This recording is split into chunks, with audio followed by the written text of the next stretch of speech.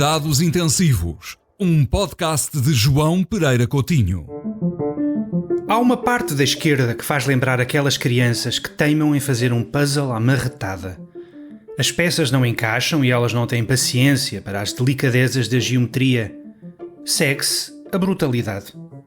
Na política, a lógica é a mesma. Marcham contra o imperialismo, mas não condenam o imperialismo de Vladimir Putin.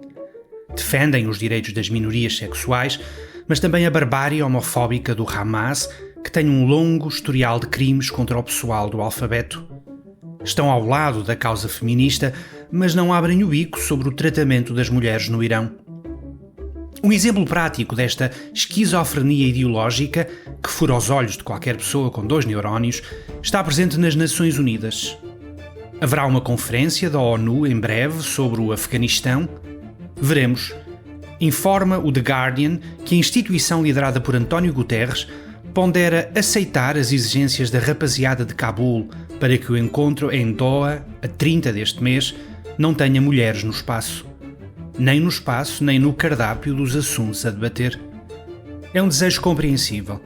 Depois de terem fechado as escolas para o sexo feminino, os talibãs tencionam reintroduzir a flagelação e o apedrejamento de mulheres adúlteras, que em má hora o imperialismo ocidental tentou abolir. E com que direito o fez? Obviamente nenhum. Os progressistas não hesitam em denunciar os valores da família, quando é o Dr. Passos Coelho a vendê-los. Mas quando são talibãs com chicotes e pedregulhos, é de bom tom não moralizar. Resta saber se António Guterres, usualmente chocado ou perturbado com tudo o que mexe, acabará por se submeter aos ditames dos talibãs. Não ponha as mãos no fogo, exceto para dizer que, se o fizer, os choques e as perturbações habituais do secretário-geral da ONU deverão ser vistos por aquilo que são: uma farsa grotesca.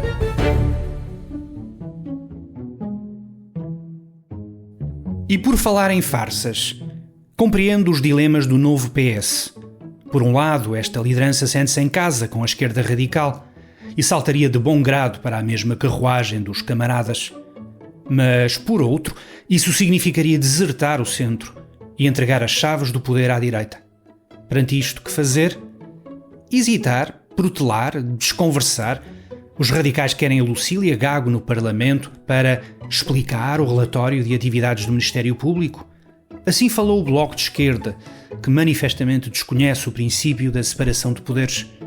O Poder Judicial não tem de se explicar perante o Poder Legislativo, da mesma forma que este não se explica perante o Poder Judicial. Se os políticos estão descontentes com a organização e o funcionamento da Justiça, podem sempre reformá-la. O que não podem é tratar a Procuradora-Geral da República como uma personagem subalterna que lhes deve obediência ou fidelidade. O PS sabe disto, e se ainda hesita em apoiar os abusos do Bloco, é porque sabe que são abusos, dificilmente digeríveis pelo eleitorado que ainda pensa. O mesmo vale para as propostas insistentes do LIVRE sobre um entendimento alargado das esquerdas para as autárquicas. Para começar, ver o LIVRE a propor acordos é tão cómico como imaginar um anão a convencer os jogadores da NBA a formarem uma equipa com ele. Mas isto, que faz rir os gentios, manifestamente não diverte o PS, que se vê tratado por Rui Tavares como se fosse mais um grupelho de esquerda sem dignidade ou maneiras. No dia em que Pedro Nuno Santos aceitar esse estatuto, a sua liderança acabou. Sem falar do óbvio, como vender aos moderados uma coligação com os apoiantes da paz de Vladimir Putin.